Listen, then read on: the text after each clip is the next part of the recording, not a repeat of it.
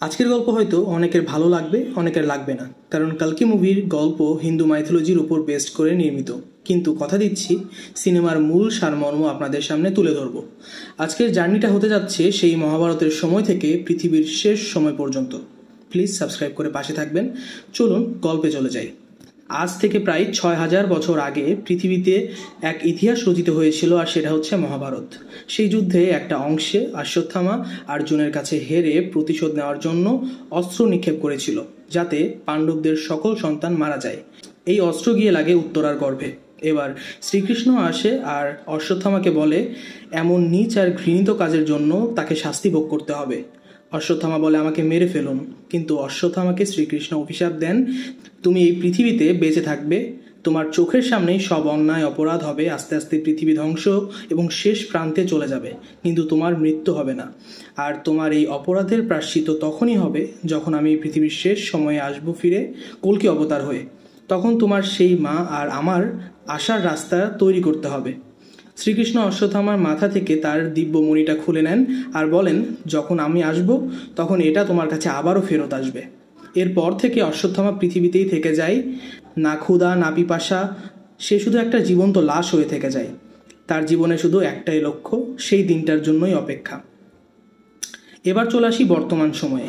পৃথিবীতে কোথাও গাছ নেই, মাটি ফেটে গেছে, বৃষ্টি নেই, কোনো নদীতে জল নেই, সব শুকিয়ে গেছে।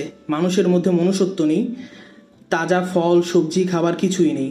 মানুষ এই মরুভূমির মতো পৃথিবীতেই বাস করছে। এই পৃথিবীর একমাত্র শহর হচ্ছে কাশী।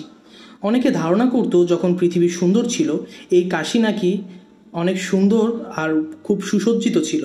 কিন্তু এই কাশীতে এখন চলে সুপ্রিম নামের এক ব্যক্তির শাসন। সবাই বলে সুপ্রিম নাকি প্রায় ৩০০ বছর থেকে জীবিত আছে, আর সে এই দুনিয়ার পরিচালক। কাশীতে একটা বিশাল সাম্রাজ্য আছে যেখানে সুপ্রিম থাকে, আর সেই জায়গাটার নাম হচ্ছে কমপ্লেক্স। কমপ্লেক্স এমন এক জায়গা যেখানে দুনিয়ার সব সুখ সমৃদ্ধি আছে, নদী জল পশু পাখি সুন্দর ভবন, এমন অনেক কিছু আছে। ওখানে যাওয়ার জন্য সবাই স্বপ্ন দেখে। কাশীতে কোনো টাকা চলে না, পয়েন্ট চলে। যার কাছে যত পয়েন্ট আছে সে তত বড় লোক। আর কমপ্লেক্সে থাকতে গেলে ১,০০,০০০ পয়েন্ট দরকার। সব কিছু এখন যান্ত্রিক হয়ে গেছে। আশেপাশে বিভিন্ন জায়গা থেকে মানুষ আসে কমপ্লেক্সে যাওয়ার আশায়, কিন্তু সবাই যেতে পারে না। তবে কমপ্লেক্সের সৈন্যরা বাচ্চা প্রসব করতে পারে, অর্থাৎ যাদের মা হওয়ার ক্ষমতা আছে তাদের নিয়ে যায় কমপ্লেক্সের ভেতরে। এদিকে একটা দল আছে যারা এখনও বিশ্বাস করে তাদের বাঁচানোর জন্য কোনো একজন আসবে, আর সেই মাকে খুঁজছে যার গর্ভে জন্মাবে সেই মাসিহা। এই লোকেদের রেবেল বলে। রেবেলের একজন কমপ্লেক্সে যাওয়ার জন্য এসেছে, তার সাথে একটা ছেলেও এসেছে, কিন্তু আসলে সেটা মেয়ে, ছোট বাচ্চা। তার বাবা মা তাকে বলেছে সে যেন কোনোভাবেই প্রকাশ না করে যে সে মেয়ে। যদি তারা জানতে পারে যে সে মেয়ে তাহলে তাকে নিয়ে যাবে কমপ্লেক্সে আর মেরে ফেলবে। রেবেলের লোকেরা একটা মেয়ের সন্ধান পেয়েছে যে গর্ভবতী, তাই তারা দেখতে এসেছে আসলে এটাই সেই মা কিনা যার গর্ভে সেই মাসিহার জন্ম হবে। লোকটি একটা পাথর নিয়ে যায় মেয়েটির পেটের কাছে, যে সেটি আলোকিত হচ্ছে কিনা দেখার জন্য, কিন্তু সেটি আলোকিত হয় না। তখন সেখানে চলে আসে কমপ্লেক্সের সেনারা। এই সেনার প্রধান হচ্ছে মানাস। কমপ্লেক্সের সেনা তাদের নিয়ে যায় কমপ্লেক্সের সামনে। সেখানে মানাস আসে আর সেই মেয়েকে বলে, তোর বাচ্চাকে মেরে ফেলবো আমরা, কিন্তু তুই যেহেতু গর্ভধারণ করতে পারিস তোর কিছুদিন বাঁচার অধিকার আছে, চল কমপ্লেক্সে। কিন্তু মেয়েটি রাজি হয় না। তখন মানাস মেয়েটিকে মেরে ফেলে, সাথে সেই লোকটাকেও মেরে ফেলে যে রেবেল ছিল। এবার আমরা জানবো আসলে কমপ্লেক্সের ভেতরে কি হয়, কেন হয়। কমপ্লেক্সের মধ্যে মেয়েদের নিয়ে যাওয়া হয় যারা গর্ভধারণ করতে পারে, তাদের উপর এক্সপেরিমেন্ট করা হয়। তাদের গর্ভে এক ধরনের বাচ্চার বীজ দেওয়া হয় যেটা ল্যাবে তৈরি। বিনিময়ে তাদের সুন্দর থাকার ব্যবস্থা, ভালো খাবার দেওয়া হয়। মানাস সেই ল্যাবের সায়েন্টিস্টকে বলে আজই সুপ্রিমের সেই মেডিসিনটা লাগবে। এটা শুনে একটা মেয়েকে নিয়ে আসা হয়, সেই চেম্বারে ঢোকানোও হয় এবং তার মধ্যে থেকে বাচ্চার জীবন টেকনোলজির মাধ্যমে বের করে নেওয়া হয় একটা টিউবের মধ্যে, আর সেই মাকে মেরে ফেলা হয় একটা জ্বলন্ত আগুনের মধ্যে। এসব সবাই মিলে নিজ চোখে দেখে। এবার সায়েন্টিস্ট মানাসকে জানায় তাদের এই এক্সপেরিমেন্ট সাকসেসফুল হবে না, কারণ তারা কোনো কিছুই জানে না এই ব্যাপারে। আসলে সুপ্রিম কি চায় সেটা তাদের জানাটা খুব দরকার। সুপ্রিমের সাথে দেখা করতে চায় সেই সায়েন্টিস্ট। তখন মানাস সেই সায়েন্টিস্টকে নিয়ে যায় সুপ্রিমের কাছে, কিন্তু সায়েন্টিস্ট নকল মেডিসিন নিয়ে যায় সেখানে। আর যখনই সুপ্রিম সেই নকল মেডিসিন নিজের শরীরে প্রবেশ করায়, সে বুঝে যায় তাকে মারার চেষ্টা করেছে সায়েন্টিস্ট। জীর্ণ শূন্য দেখতে সুপ্রিম, তার শরীরে কোনো মাংস নেই, শুধু রগ আর শিরা দেখা যাচ্ছে। দেখেই বোঝা যাচ্ছে তার বয়স হয়েছে। বেঁচে আছে শুধুমাত্র মেশিনের মাধ্যমে, টেকনোলজির মাধ্যমে। সুপ্রিম সেই সায়েন্টিস্টকে মেরে ফেলে আর মানাসকে জানায় এক্সপেরিমেন্টে এমন একজন মেয়েকে লাগবে যার গর্ভে বাচ্চা 150 দিনের বেশি আছে। এবার আসি কাশির এক ছেলের কাছে। এই ছেলে হচ্ছে বাউন্টি হান্টার। কমপ্লেক্সের দেওয়া আদেশ মোতাবেক সে রেবেলদের ধরে আনে আর বিনিময়ে পয়েন্ট পায়। ছেলেটার শখ, সে যেভাবেই হোক কমপ্লেক্সে যাবে, সেখানে থাকবে। সে অনেক ভালো যোদ্ধা, তার কাছে কোনো কিছুর মূল্য নেই, সে যে কোনো মূল্যে কমপ্লেক্সেই যেতে চায়। একদিন তার গার্লফ্রেন্ড বলে তার নাকি কমপ্লেক্সে জব হয়েছে, তখন সে কমপ্লেক্সে 1 ঘন্টার জন্য যেতে চায়। মেয়েটি সেই ছেলেটাকে নিয়ে যায়। ছেলেটার নাম ভৈরাবা। ছেলেটি পুরো কমপ্লেক্স ঘুরে দেখে, সেখানে সব আছে, সব সুখ সমৃদ্ধি আছে। ফল ফুলের গাছ, সবজি, বিশাল পাহাড়, নদী, সমুদ্রের মতো জলাধার, সব কিছুই আছে সেখানে। সব ধরনের পশু পাখি সব কিছুই আছে সেই কমপ্লেক্সে। এসব দেখে সে আরও পাগল হয়ে যায়। একটা সময় সৈন্যরা তাকে ধরে ফেলে আর কমপ্লেক্স থেকে বের করে দেয়। ভৈরবার কাছে মাত্র 250 পয়েন্ট আছে। সে সবার কাছ থেকে ধার চেয়ে পয়েন্ট নেয় আর বলে কমপ্লেক্সে গিয়ে ফেরত দিয়ে দেব। এদিকে কমপ্লেক্সে একটা মেয়ে আছে যে গর্ভবতী, কিন্তু সেটা কেউ জানে না। হঠাৎ তার পাশের রুমের একটা মেয়ে দেখে ফেলে তাকে। মেয়েটা বলে, কেউ 90 দিনের বেশি বাচ্চা রাখতে পারছে না, তুমি 6 মাসের মতো সময় ধরে বাচ্চাকে নিয়ে জীবিত আছো। তোমাকে দেখলে সুপ্রিম তোমাকে রানীর মতো করে রাখবে, তুমি এই কমপ্লেক্সে রাজত্ব করতে পারবে। মেয়েটি বলে, আমি এসব চাই না, ওকে জন্ম দিতে চাই আমি, আমার নিজের অংশ, আমি ওকে পৃথিবীর মুখ দেখাতে চাই। এদিকে মানাস খোঁজ করছে কে বাচ্চা 150 দিন পেটে রাখতে পারবে। তখনই সেই মেয়েটা মানাসকে জানিয়ে দেয় যে তাদের ক্যাম্পে একটা মেয়ে আছে যে 6 মাসের প্রেগনেন্ট। তখন সেই মেয়েটাকে নিয়ে যাওয়া হয় সেই বক্সে। তার ভেতর থেকে বাচ্চার জীবন টিউবে নিয়ে নেওয়া হবে আর মেরে ফেলা হবে বাচ্চাকে। এদিকে সেই ছোট্ট পিচ্চি মেয়েটি যে ছেলে সেজেছিল, কিন্তু বাউন্টি হান্টার তার পেছনে পড়ায় সে লুকিয়ে পড়ে একটা মন্দিরের মধ্যে। সেখানেই মেয়েটি দেখতে পায় একটা বয়স্ক লোককে। সে লোকটা মেয়েটিকে বাঁচায় আর বলে, সময় হয়তো এসে গেছে, আমাকে খুঁজতে হবে সেই মাকে, আর তার গর্ভ থেকেই আসবেন তিনি। তখন পিচ্চি বলে, কে আপনি? তখনই লোকটি দেখে পিচ্চির কাছে একটা পাথর আলোকিত হচ্ছে। তখন লোকটি হাতে নেয় সেই পাথর আর নিজের কপালে লাগায়। এটাই হচ্ছে সেই মণি যেটা শ্রীকৃষ্ণ তার কাছ থেকে নিয়ে নিয়েছিল প্রায় 6000 বছর আগে। এটা এখন প্রজ্বলিত হচ্ছে, অর্থাৎ কল্কির আসার সময় হয়েছে। পিচ্চি বলে, কে আপনি? লোকটি বলে, গুরু দ্রোণ পুত্র অশ্বত্থামা। এদিকে সেই প্রেগনেন্ট মেয়েটিকে বক্সে ঢুকিয়ে দেওয়া হয় আর মেডিসিন বানানোর প্রক্রিয়া শুরু করে দেওয়া হয়। ঠিক তখনই বিদ্যুতের সংযোগ বিচ্ছিন্ন হয় আর বক্স থেকে, আর মেয়েটি সেখান থেকে আগুনের দিকে যেতে থাকে।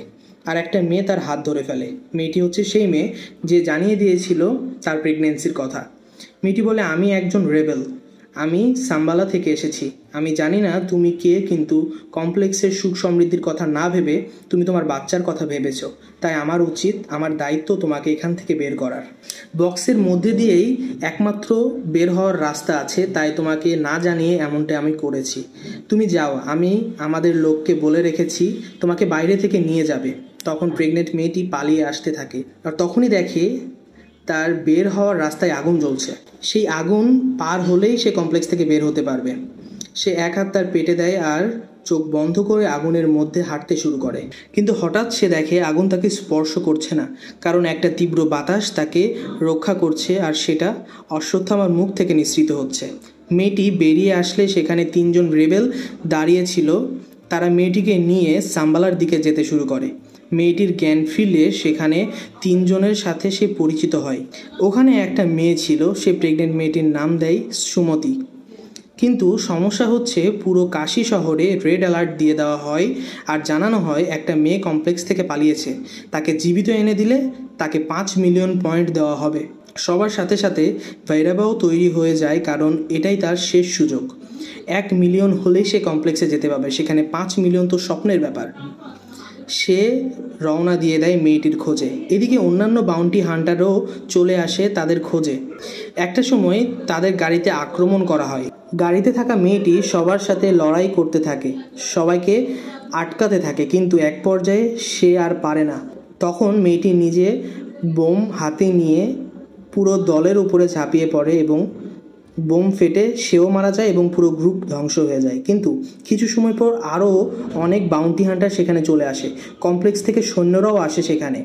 সুমতিকে তারা নিয়ে যাবে। ঠিক তখনই সেখানে সেই পিচ্চি মেয়েটি আসে আর বলে তোমরা ভালোই ভালোই এখান থেকে চলে যাও, নাহলে আমার গুরুজি তোমাদের শেষ করে ফেলবে। আর তখনই আমরা দেখি অশ্বত্থামা সেখানে চলে আসে আর পুরো কমপ্লেক্সের সেনাকে মারতে থাকে। তার শরীরে গুলির কোনো প্রভাব পড়ছে না, তাকে মারলে তার শরীর থেকে কোনো রক্তও বের হচ্ছে না, আঘাতের কোনো চিহ্ন পর্যন্ত নেই। একে একে সে বড় বড় যুদ্ধ প্লেন, রোবোটিক আর্মি সব কিছু ধুলোয় মিশিয়ে দেয়। আর এতক্ষণে সেখানে চলে আসে ভৈরবা এবার মুখোমুখি হয় অশ্বত্থামার। কি ভাবছেন মুভির হিরো ভৈরবা জিতে যাবে? না, এমনটা না। অশ্বত্থামা একের পর এক প্রহার করতে থাকে ভৈরবার উপর। একটা মারে ভৈরবা কয়েক হাত দূরে গিয়ে পড়ছে। গুলি, বন্দুক কোনো কিছুর প্রভাবই তার উপর পড়ছে না। বিশাল 8 ফুট উঁচু অশ্বত্থামা, তার সামনে ভৈরবা বাচ্চার মতো। একটা সময় বিশাল বিল্ডিং অশ্বত্থামার উপর ফেলে দেয় ভৈরবা। সে ভাবে এবার বৃদ্ধ মারা যাবে, কিন্তু মুহূর্তেই সেই বিল্ডিংয়ের পাথর সরিয়ে অশ্বত্থামা বেরিয়ে আসে। এবার ভৈরবা মোটা শিকল দিয়ে অশ্বত্থামার হাত আর পা একসাথে বাঁধে, বিশাল মূর্তির সাথে বেঁধে দেয়। কিন্তু পুরো শিকল ধরে টেনে অশ্বত্থামা বিশাল 100 ফুট উঁচু মূর্তি মাটির সাথে মিশিয়ে দেয়, সাথে ভৈরবাকেও মেরে অজ্ঞান করে দেয়। এরপর অশ্বত্থামা সুমতিকে নিয়ে, সেই পিচ্চি মেয়েকে নিয়ে আসে গোপন এক শহরে, আর সেটার নাম হচ্ছে সাম্বালা। এই সাম্বালার লোকেরা নিজেদের রেবেল বলে, অর্থাৎ তারা সেই মাসিহার জন্য অপেক্ষা করছে যার কথা পুরাণ ও মহাভারতে আছে। ওখানকার লোকজন বলে এই মেয়ের উপর রেড অ্যালার্ট আছে, সবাই আমাদের জায়গা চিনে ফেলবে, আমরা বিপদে পড়ে যাব। এই মেয়েকে এখানে রাখা নিরাপদ নয়। আর কি গ্যারান্টি আছে যে এই সেই মেয়ে? তখন সেখানে থাকা এক মহিলা আসে আর বলে জানি না ওকে, কিন্তু ও একজন মা, ওকে আমাদের বাঁচানো আমাদের দায়িত্ব।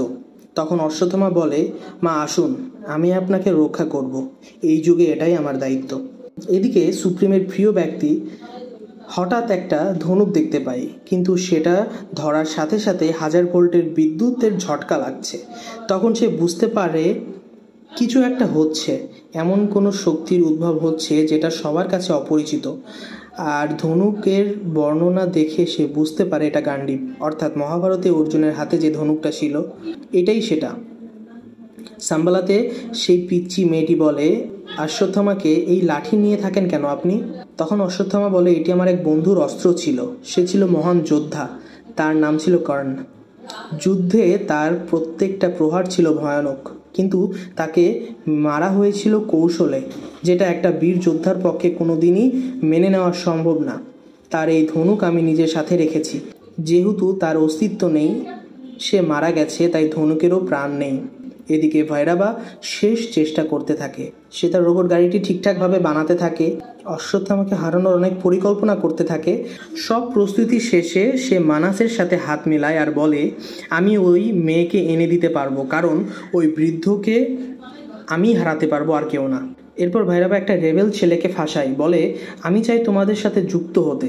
এই বলে ভৈরবা সেই ছেলেকে নিয়ে আসে সাম্বালাতে, আর সেখানে গিয়েই সেই ছেলেকে সে অজ্ঞান করে ফেলে। এরপর চলে যায় সুমতির কাছে, নিজের চেহারা বদল করে সে অশ্বত্থামার রূপ নেয়। কিন্তু তখনই অশ্বত্থামা তার সামনে চলে আসে, দুজনের মধ্যে আবারও লড়াই হতে থাকে। অশ্বত্থামা বীর যোদ্ধা, তার সামনে দাঁড়ানোর মতো যোগ্যতা সবার মধ্যে নেই, কিন্তু ভৈরবা অনেক প্রস্তুতি নিয়েই এসেছে। তার গাড়িকে সে এবার বিশাল রোবট বানিয়ে ফেলেছে, কিন্তু অশ্বত্থামার ওপর আক্রমণ করায় অশ্বত্থামা সেই রোবটটিকে মেরে মাটিতে ফেলে দেয়। এরপর ভৈরবাকে ছুঁড়ে ফেলে কয়েকশো ফিট দূরে, কিন্তু এতক্ষণে সেই জায়গার খোঁজ পেয়ে গেছে মানাস। সে তার সৈন্যদের নিয়ে চলে আসে সাম্বালাতে। মানাস আর তার সৈন্যদের সাথে লড়াই করে রেবেলের সৈন্যরা, কিন্তু এদিকে অশ্বত্থামাকে একটা ইলেকট্রিক মেশিন দিয়ে মাটির সাথে বেঁধে ফেলে মানাস, আর সুমতিকে নিয়ে নেয়। এদিকে ভৈরবা অজ্ঞান হয়ে আছে। হঠাৎ তার হাতে আসে অশ্বত্থামার সেই লাঠিটা বা সেই ধনুকটা। আর সাথে সাথেই তার মধ্যে একটা অসীম শক্তির সঞ্চার হয়। তার মনে পড়ে সেই দিনের কথা যখন সে অশ্বত্থামাকে বাঁচিয়েছিল অর্জুনের প্রহার থেকে। তার সেই যুদ্ধের কথা মনে পড়ে। সে ছিল কর্ণ, সে শ্রীকৃষ্ণ আর অর্জুনের রথের সামনে একা দাঁড়িয়েছিল। মহাভারতের সে প্রত্যেকটা দিনের কথা তার মনে পড়ে।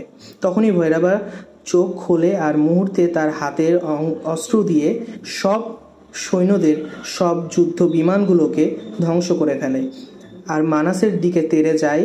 সর্বশক্তি দিয়ে মানাস প্রহার করে, কিন্তু ভৈরবা তার ধনুক দিয়ে তার উপরে আঘাত করে, তার বুক চিরে ফেলে। এরপর সেই প্লেন থেকে সুমতিকে নামিয়ে নিয়ে আনে ভৈরবা। কিন্তু হঠাৎ যখন তার সেই রোবট গাড়িটা বলে, ভৈরবা কী করছো তুমি, তখন হঠাৎ ভৈরবার জ্ঞান ফিরে। আর এতক্ষণে সে যা যা করেছে সে কিছুই বুঝতে পারে না। সে কেন করছে সে বুঝে উঠতে পারে না। তখন তার মনে পড়ে সুমতিকে নিয়ে যেতে পারলে তো সে কমপ্লেক্সে যেতে পারবে। তখন সে সুমতিকে গাড়িতে উঠায় আর রওনা দিতে যায়, কিন্তু অশ্বত্থামা আবারও বাধা দেয়। সে গাড়ির একটা চাকা ধরে ফেলে, কিন্তু ভৈরবা সেই চাকাটা ফেলে দিয়ে, অর্থাৎ ভেঙে ফেলে সেখান থেকে পালিয়ে যায় সুমতিকে নিয়ে। এদিকে কমপ্লেক্সে সুপ্রিম সব জানতে পারে কি কি হয়েছে। তখন সুপ্রিমের প্রিয় সেই লোক বলে, মাই লর্ড, সেই মেয়ের থেকে 1 ফোঁটা মেডিসিন আমরা পেয়েছি। এরপর তো সেই মেয়েটা পালিয়ে যায়। তখন সুপ্রিম সেই মেডিসিন নিজের শরীরের মধ্যে লাগায় আর দেখা যায় সুপ্রিমের শরীর একদম 22 বছরের যুবকের মতো হয়ে গেছে। বিশাল শক্তিশালী, অনেক বড় বড় মাসেলস, একদম যুবক একজন ব্যক্তি। সেই গান্ডিবে যেটা মেশিন বা কোনো মানুষ উঠাতে পারছিল না, সেটা সুপ্রিম এক হাতে উঠিয়ে ফেলে। অর্থাৎ ল্যাবে সে বাচ্চাদের জীবন নিয়ে নিজে জীবিত থাকছিল। অর্থাৎ বাচ্চাদের জীবন একটা টিউবের মধ্যে নিয়ে তার নিজের মধ্যে প্রয়োগ করছিল। এভাবেই সে 300 বছর বেঁচে ছিল। আর সেই মেয়ের গর্ভে থাকা বাচ্চার জীবনের বিনিময়ে সে অনন্তকাল বাঁচতে পারবে। হয়তো এ কারণেই তার ওই মেয়েটাকে অনেক জরুরি। গল্প এখানে শেষ হয়। হয়তো পরবর্তী পার্টে আমরা দেখব সুপ্রিম নিজেই সেই মেয়েকে খুঁজতে যাচ্ছে, যার নাম সুমতি। সুপ্রিম হচ্ছে কলিযুগের সেই শাসক যে অন্যায় অপরাধের চরম পর্যায়ে চলে গেছে। আর সুমতির গর্ভে যে আছে সে সম্ভবত সেই, অর্থাৎ কল্কি। এখন দেখার বিষয় পরবর্তী পার্টে আমরা ভৈরবাকে কী রূপে দেখব। সে কি সুপ্রিমের কাছে সুমতিকে বেঁচে দিচ্ছে নাকি সুমতির রক্ষা করছে। এখন দেখার বিষয় পরবর্তী পার্টে কি হয়। সম্ভবত আরও 2 বছর বা 3 বছর পরে পরবর্তী পার্ট আসবে। জানাবেন আপনাদের মতামত। আর দেখা হচ্ছে নতুন কোনো গল্প নিয়ে। সে পর্যন্ত সবাই ভালো থাকুন। ধন্যবাদ সবাইকে।